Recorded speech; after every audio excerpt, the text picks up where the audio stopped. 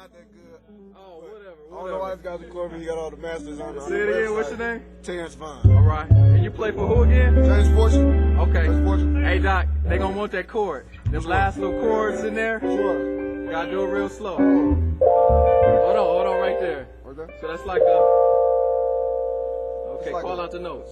It's a B flat major 7, so B flat, Okay. D, F, G. You got the B flat major 7, stretched out. Stretched out. You got an Uh-huh. E. You got an E major 7. I'm sorry, E minor 9. Ah, okay. And then you got that one. And they hit it like that, okay. B flat major 7, and then you hit the E minor 9. Gotcha. All right, Doc. Hit that. Keep rolling like that. Yeah.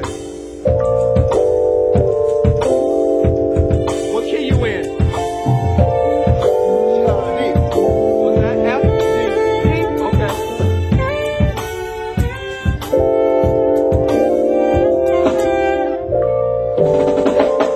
Alright, yeah. We got the end of the tape right here. Hold on. Hit that again, Doc. Go ahead, Doc.